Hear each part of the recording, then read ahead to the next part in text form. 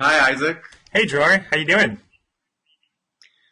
It's a lovely evening here in Beijing. It's about -10 outside. There's no birds singing, and some of us are celebrating Christmas, I guess. Is it beautiful, clear skies? I guess so. It's a little smoky, but compared to the -21 we had a couple of nights ago, tonight is, I guess, considered pleasant. Let me introduce you. I am talking to Dror Poleg, who is an Israeli businessman living in China. He's been there for 8 years. He's the founder of Bye Bye China, a website on Chinese consumer culture. And I'm Isaac Stonefish. I'm an associate editor at Foreign Policy Magazine, and we are going to talk about the oldest Jewish tradition in the book, eating Chinese food on Christmas. So, Dror, in China, do people eat Chinese food on Christmas? Do Jews eat Chinese food on Christmas? Does everyone eat Chinese food on Christmas? Well, I guess Jews and Chinese in China eat Chinese food on Christmas. I'm not sure about the Gentiles or the rest of us, as well as for the Japanese and Korean communities, which are quite significant here as well. I know of one big tradition of my friend Nicholas Frisch and a few of his other friends that have a big Chinese meal, sort of courtyard, round table style, every Christmas. Somehow I can't make it every year, but I assume one day I'll be there. So, I'm not sure if you have any thoughts on why American Jews eat Chinese food on Christmas. Well, I think I'm not sure this is the definitive explanation, but Jews in general, if you look at Orthodox Jews, normally or traditionally Jews are very ambivalent towards other people's holidays. We don't really try to convert anyone to become Jewish. We don't respond to other people's holidays. We don't care about what they do or don't do. We sort of focus on what we're supposed to do. But Christmas seems to be a little more special in Orthodox Jewish tradition. First, because it's the birthday, or I guess the day after the birth of Jesus. Jews believe that, I think, in the day that a person is born or the day that a person is passes, if you pray or do good things, in a way it might be credited to his spirit or soul. So I think there's some Orthodox sects that actually the only day of the year where they don't study Torah or they don't do specifically good activities is on that day, because they don't want it to even mistakenly be credited to the wrong person. And I've even heard stories, it's unsubstantiated, but I assume it to be true, of Orthodox couples that don't have basically parental relations during that day, again, for the fear that an offspring will be created and the soul of that specific person will come down from the sky exactly on his birthday or death day, and will sort of implant itself in their child. So I guess that's the foundation, and perhaps in the diaspora, where Jews are not very Orthodox, or at least most of them these days, eating Chinese food is your way of being still as far away as possible from that sort of Christian, white, European, even Anglo-Saxon sort of holiday spirit. So we're sort of siding with the Chinese to show that we're different. Wow. Do Jews in Israel eat Chinese food on Christmas? I'm not sure. I'm not sure that more than on any other day. Generally, Asian food is relatively popular in Israel. It's not specifically Chinese food. We sort of, I'm embarrassed to say, bundle all East Asians together, even Southeast and East Asians together. So Chinese restaurants in Israel also serve Thai food and have some sushi and maybe some Vietnamese rice rolls. But I guess some people would make it an occasion and go out to eat. And one of the things they would eat in Tel Aviv is probably Asian food or sort of fusion Asian food. But I think it's more of a North American thing, though. Wow.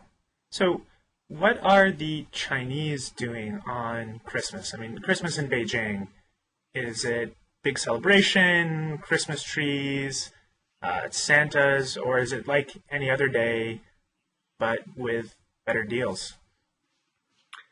Well, it's definitely not like any other day.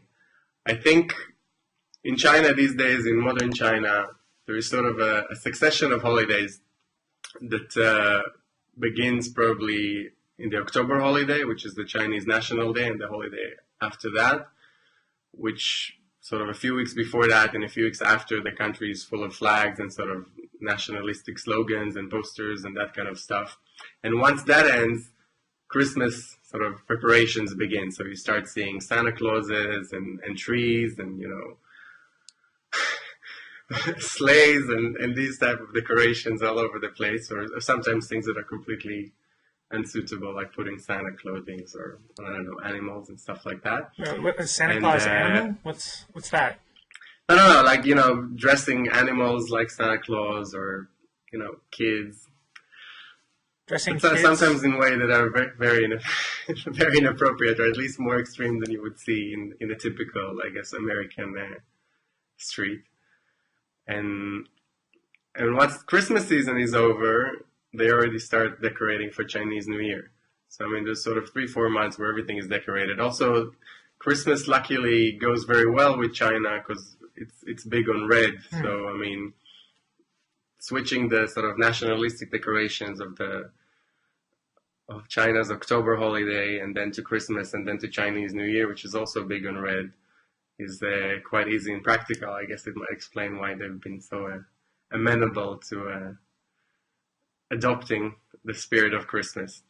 In terms of what Chinese people do, I guess that probably about a decade ago, I don't think they would have done very much. I mean, I was here about 11 years ago. I don't remember anything in particular happening that time. But as consumerism sort of became a way of life for many of them, and also with the, you know, foreign brands promote the spirit of Christmas, and a lot of the new shopping centers, I mean, the biggest time of the year for them in terms of their investment in marketing and promotions is in Christmas. I mean, those foreign powers have been peddling Christmas here in China, and I think it sort of caught up. And so I guess many Chinese, I don't know how many, but definitely, I mean, they definitely all do something related to shopping on that day. But I think many of them even have dinners. I mean, either they go to foreign friends or they do something on their own.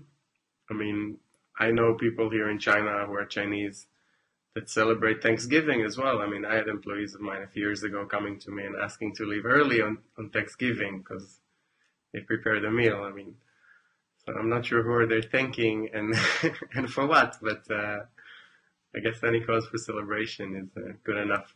So when I lived in Beijing, my neighbors, when I moved in, had a Santa Claus decoration on their door. And I thought, oh, interesting. Mm-hmm. You know, I have Christian neighbors. And then 2 years later, when I realized that the decoration never came down, June, July, August, always there, I think that they just thought Santa Claus looked nice or looked friendly. And I mean, in your impression, do people who celebrate Christmas, are they Christian? Do they have any Christian beliefs, or is it just an American holiday or a holiday celebrating? I mean, what are they celebrating? Well, I think they're celebrating the concept, sort of. I don't think it's a Christian thing. I mean, for most of them, obviously, there are Chinese Christians, and for them, I'm sure it's very meaningful. But I think it's more of just a modern foreign holiday, just sort of decadent fun in a way. I mean, you can see how it's celebrated in Japan, where Christianity is very, very marginal. And it's very big there, mostly because of shopping again. So I think that the Chinese love of Christmas is more of the Japanese variety than of, let's say, the Korean variety, which is much more infused with real Christianity. So, yeah. And do you know I guess it's hard to get good statistics on how many Christians there are in China, but I mean, is there any different feel in your expertise as a Jew living in China, any difference in the Christmas that Chinese Christians celebrate or American Christians celebrate? Well, yeah, I think so. I mean, I've spent Christmas in a variety of countries. I think what you see less of in China is probably the very specifically religious aspects of the holiday. So really, apart from Santa Claus and, snow and sleighs, you don't see a lot of nativity scenes, I guess, which is something that you would see a lot in sort of more Christian countries. Obviously, not a lot of Jesus going around. Even the social aspects of it. I mean, things like I guess in Western countries, there's a lot of charity appeals and these type of things around Christmas. In China, that's not really a big part of the celebration. So again, it mostly comes down to decoration for fun and a lot of red and shopping once again. Got you. Now, what about Hanukkah in China?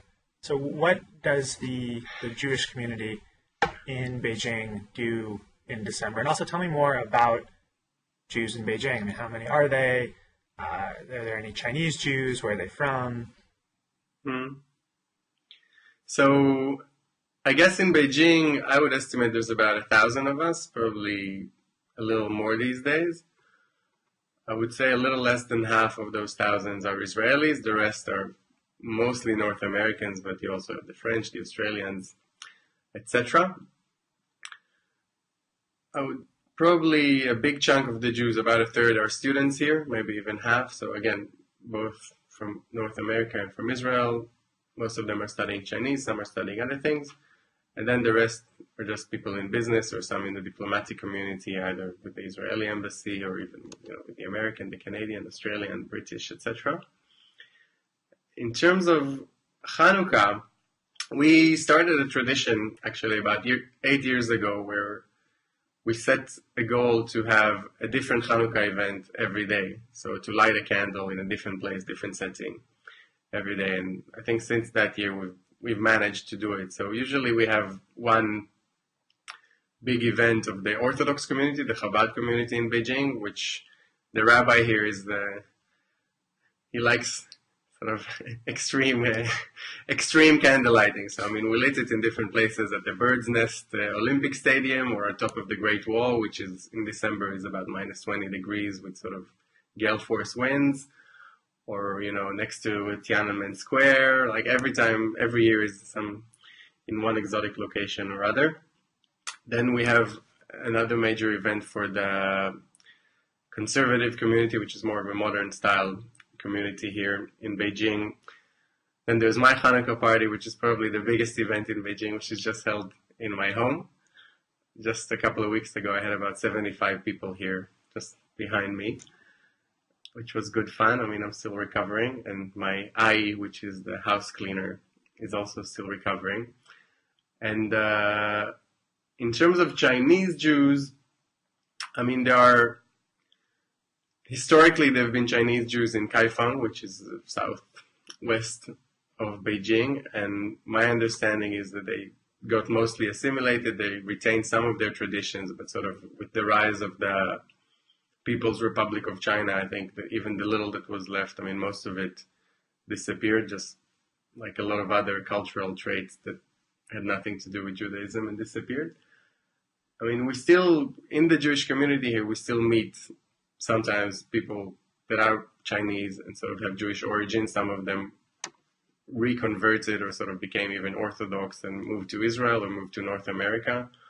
And again, it's always nice. I mean, you see them speaking Hebrew and probably more fluent in my traditions than I am.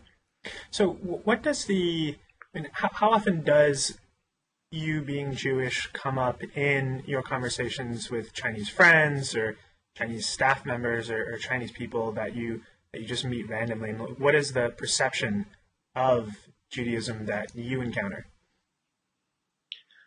I would say, without exaggerating, it comes up probably a few times a day. It definitely comes up when you meet a new person. Either you present it, I mean, you mention it yourself because you know that it's very relevant for Chinese people, or they sort of deduce it from the fact that you're in Israel, or, they know that you speak Hebrew, or they see who your friends are. So, but it's a very big thing here, and something that I guess, unlike in most other countries, it's something that you sort of wear very proudly and safely, I would say. I remember there being kind of a standard conversation that I would have, or other Jewish people that I knew in Beijing would have, when they met Chinese people and told them that they were Jewish. I mean, how did that conversation go for you?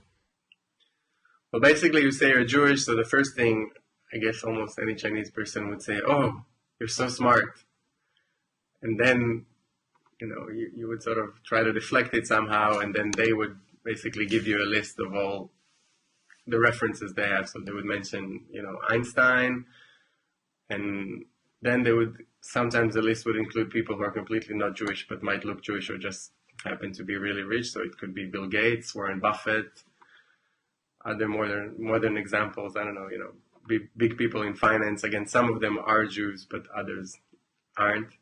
So, I mean, I think as far as many Chinese go, I mean, any person who sort of has a big forehead and glasses and happens to be in the news must be Jewish, as long as he's got a lot of money. A lot of money comments.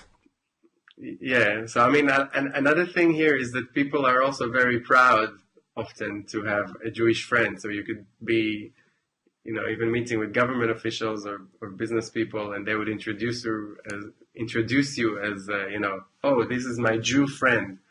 So, which I guess in Europe or North America would be almost offensive, but here, I guess all you can do is smile and, I guess enjoy. I remember there seeing it was never a full section in a bookstore, but in the education section or the raising families section, there's a collection of books on how to study the Talmud to raise your children. And there's also the how to study the Talmud to make money and how to learn the business secrets of the Jews. And how much of this is offensive? How much of this is just, oh, great, they love Jews and they think that Jews know the secrets to making money? I mean, where's the line? I think in terms of offensive, it's really subjective. I mean, definitely most of the things that you would hear in China would be considered offensive if you would hear them in Europe or even in North America. So again, when people tell you, oh, Jews are great, the way you control the banks and the media and this and that, it's wonderful. So I mean, you hear all those sort of time-tried stereotypes, which, were a basis for so much violence and horrible things. But the Chinese say them with such joy and, sympathy that you really can't hold it against them. So I wouldn't say it's offensive, but definitely sometimes you think, oh God, if I would have had this conversation with a Westerner and he would say these things, I would think it's horrible. But in terms of the books, there's a lot of, how to do business like a Jew, why are Jews so successful, how to teach your kids to be Jewish. Also in popular culture, there's a lot of references which would be considered very inappropriate, I think, in other countries. I mean, you have an article about a company that sells kids fashion, a company obviously that has nothing to do with Jews, and it starts with the article with the sentence, "Making money from kids is no longer only a trick of the Jews." So, I mean, these type of references. That's pretty intense. Which again, are quite offensive, but you read them and it's just amusing. So. Is there? In my impression, Beijing is one of the. It's an extremely safe city, but it's also one of the safest cities in the world for Jews. I mean, it's just such a funny. It seems such a funny contrast that there's all these talk about Jews being this or Jews being that, but then there's no danger or hatred or hate crimes against Jews. Granted, a very small minority, but something that does happen in other parts of the world. I mean, how do those two things fit together? Well, I think to begin with, Beijing is just very, very safe, regardless of Jews or any other people. It's just an extremely safe place, even pleasant most of the time. The second thing, I think historically Chinese culture or Chinese society, if there is such a thing, or if there was such a thing, I mean, today there's definitely such a thing, was always very open and accommodating and sort of absorbed everyone that came here. It never, I think as far as I know, really fought big sort of religious or cultural wars. It more like made against people itself, adopt its own habits. Cultural wars, just not against foreigner, not against. Well, actually, I don't think I agree with anything that you just said there. To be honest. Okay. Japanese, Koreans, a lot of hatred towards them. No, but that's very recent. That's more of a nationalistic thing. That wasn't driven by Chinese culture. But I'm talking more about, throughout Chinese history, the last 2,000, 3,000, 4,000 years, even a lot of the rulers that came here from the outside ended up becoming China-fied, sort of, and adopted a lot of the local habits and the script and these type of things. Obviously, they've made their impact as well. But China was more about, I think, diffusion and less about sort of making other people behave exactly the way we are. And again, maybe I'm just being too kind, but I'm just returning a favor, I guess. I think you are being kind and calling Beijing a pleasant place to live, but I guess if you can handle the pollution and the traffic and the mess. Well, I guess that at this festive season, even Jews feel a little kinder than usual. But another thing I think about Jews here, I mean, apart from the general safety and Chinese attitude towards foreigners, etc., I think we are in a very unique position looking more at the modern era that you just mentioned. So, I mean, the Chinese in the last 200, 250 years, they sort of have a beef with almost any country on earth. So, I mean, the Western Europeans, there's colonial history, and the Chinese sort of still keep score of that. Then there's the East Asian nations. I mean, obviously, Japan is the ultimate sort of nemesis of China. And then Korea, which is a country that the Chinese like and admire, but they also look down on them, and they still keep score with them as well. Then there's the Americans, which again are sort of competing against China, or at least China sees them as undermining China. And as Jews, there's something that is sort of meta-nationalist, or sort of, we're sort of above all that, and we're sort of only friendly to China. And so even in the sense of, there's been a lot of talk recently, especially in the last year, about foreigners leaving China, or like that the Chinese don't like foreigners anymore, or they don't treat them as nice as they used to. In that regard, I mean, Jews seem to have managed to remain above the fray. So we're not seen as the typical foreigner. We're sort of more on China's side, or sort of outsiders. There's also the aspect of being victims of the same forces. So again, both in terms of World War II and generally sort of being a small minority or an ancient people that has certain values in common with China. And they see these values, to an extent at least, as sort of being opposed to some of the other values that are represented by the sort of non-Jewish West.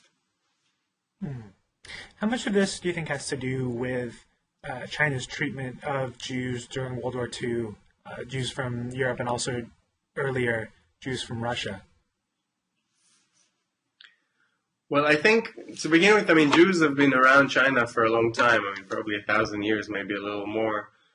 They came along the Silk Route, I mean, from West Asia, later on from North India. So, I mean, China had to do with Jews for many, many years, and they've been involved at all the sort of main sort of focal points of Chinese business and trade and basically power. So, I mean, whether it is in places like Xi'an, which used to be the capital of the Tang Dynasty, or later in the Kaifeng, which was the capital of the Song Dynasty, and in all the major port cities around Fujian or Zhejiang of today. So, I mean, Jews have been doing business here for many years and even settled here for many years. Then, after that, in the more modern era, again, Jews have almost been pushed by different powers into China in the attempt to create business or to engage China. I mean, whether it is under the British Empire with the traders, mostly Iraqi Jews that came either directly from Iraq or from India to come here and develop the trade, among other things, in opium, but also in cotton and other more, I guess, wholesome products. After that, you had the Japanese, even them. So you're talking following the Indians and the Iraqis. This is early 19th century, mid-19th century kind of opium wars time? Yeah, it's sort of even late 18th, early 19th, I mean, when the movement began, I think. And obviously it culminated in the mid-19th, and then later on you had the Opium Wars and everything at the end of the 19th. Then one of, I guess, the loveliest historical anecdotes about East Asia and the Jews in general is that towards the end of the 19th century, the Japanese started to be more and more exposed to Russia, mostly through the wars that the Japanese had with them and the skirmishes along their borders. And one of the things that migrated from Russia to Japan was the protocols of the Elders of Zion. Now, the Japanese didn't really have a lot of context when they approached that piece of literature. Hey, Dror, can you And they explain the basically- protocols to our listeners who might not have heard of them? Well, the protocols of the Elders of Zion, I think, originated in Russia. I can't say that I remember when, but probably at least 250 or 300 years ago. And they were basically a forged work of literature, which I guess pretended to be really a protocol of this bunch of old Jews in their discussions on how to dominate the world and how to sort of take care of each other. So it sort of represented the typical, I guess, European or Russian stereotype towards Jews and what they do in their free time. So again, we all scheme together to take over the world and coordinate everything. And when this document, which was relatively popular, or at least prevalent, I would say, in Russia and Eastern Europe, at the time when it arrived to Japan, the Japanese had very little to do with Jews by then. Obviously, there were hardly any Jews, if any, living in Japan. I'm sure there were some. And they read about these people, and again, they were very impressed, much like the Chinese. They thought, wow, these people are very admirable. You know, they have values, they take care of each other, they seek power in ways that, we can relate to. And, we have something to learn from them, and I guess we can use them in a certain way. And as Japan was starting to occupy the northeast part of China, again, end of the 19th century, beginning of the 20th century, they were quite unimpressed with what they found there. It was very underdeveloped, although it had a lot of natural resources. And the Japanese were trying to think what can be done with that area in order to develop the economy. Now, they heard that there were Jews in the eastern part of Russia, northeastern part of Russia, that perhaps were not very happy at the time. They were being, I think the Russian Tsar was not too nice to them, and the population itself also in some areas were not too nice to them. So the Japanese conceived a plan called the Fugu Plan, and the idea was to bring Jews from Russia, plant them in northeast China, and make the economy boom just because you spread some Jews around. Wow. Now the plan was called Fugu, after a Japanese delicacy, which is a type of blowfish, which is extremely dangerous to eat because it's poisonous. But if you cut it the right way and treat it the right way, it's a delicacy. So the Japanese saw the Jews as some kind of fugu fish, which, again, they're very sort of scheming and dangerous. But if you cut them to very small slices and you handle them properly, you can benefit. So obviously, in the end, it didn't really work out. The Jews that the Japanese did let in from Russia were all very, very poor, rural Jews, or from all these sort of shtetls, small Jewish towns. So not exactly, again, the Rothschilds, but it still has value as a historical episode, I guess. They tried. And I guess in World War II, Shanghai was one of the only cities in the world where people could come in without passports, and there's a lot of Jewish refugees there too, huh?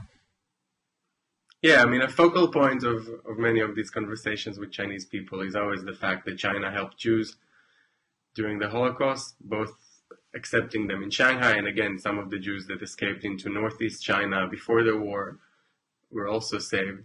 I think one of the ironies there, that as far as I know, the port of Shanghai was actually open, but it was not controlled by the Chinese, it was controlled by the Japanese at the time. But I mean, so the more interesting thing is just the fact that the Chinese themselves in Shanghai treated the Jews very nicely, they accepted them, they helped them a lot.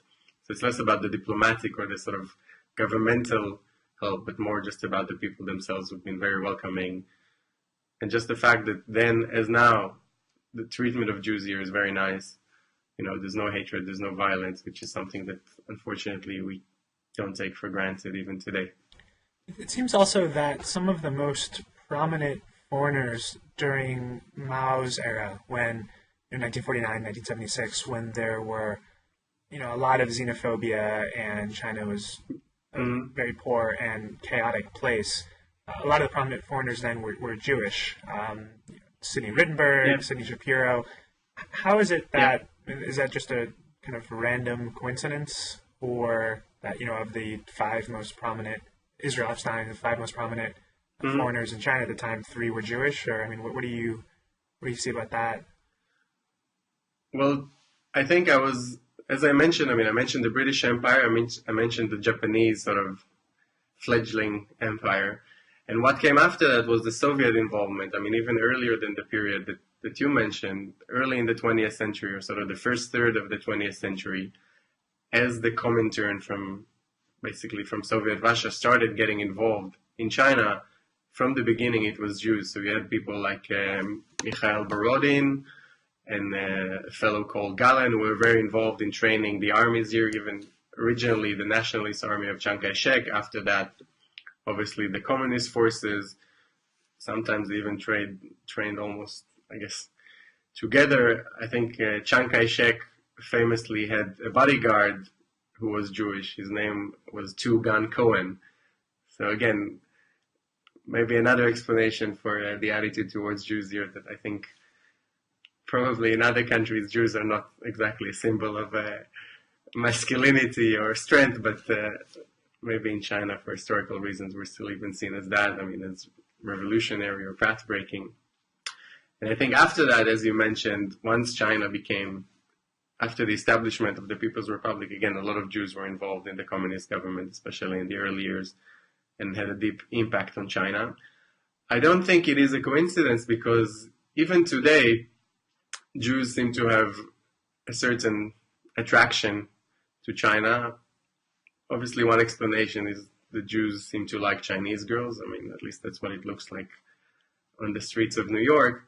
But today, if you look at the Jewish community here, or the business community, I think Jews are heavily overrepresented, at least in the higher levels.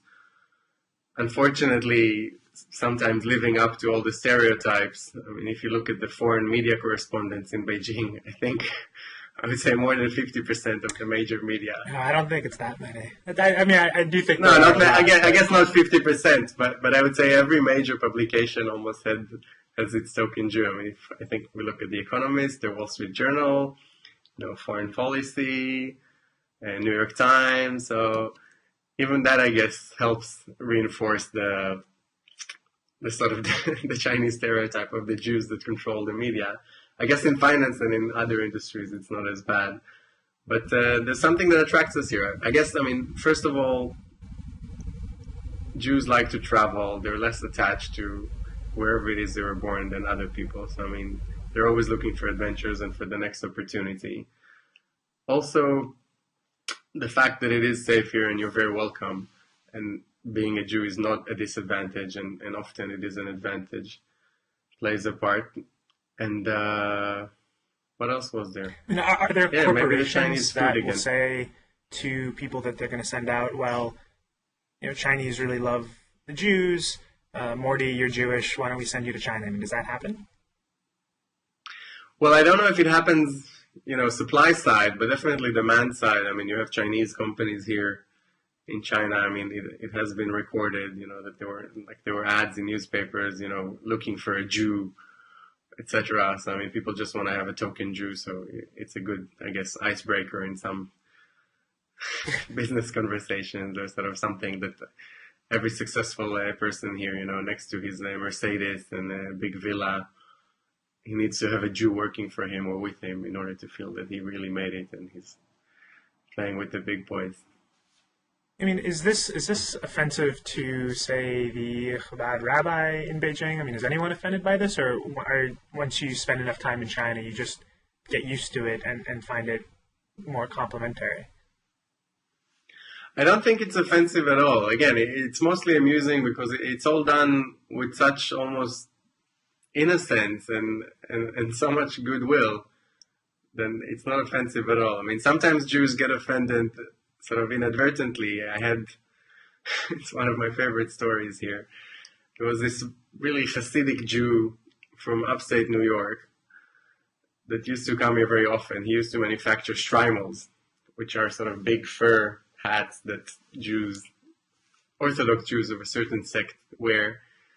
And he used to always tell me that the Chinese are anti-Semites, that they hate us and that I just don't know what I'm doing or what I'm talking about.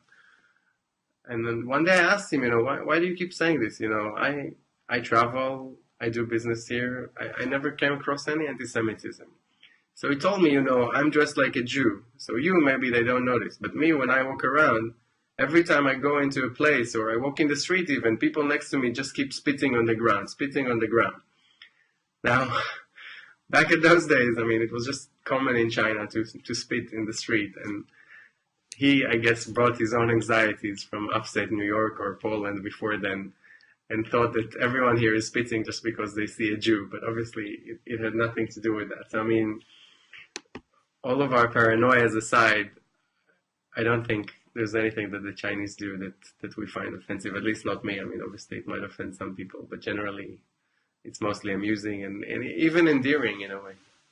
I want to get back to Chinese food on Christmas for Jews. It seems in many ways that Sure. Chinese food is the worst kind of food for a religious Jew to eat.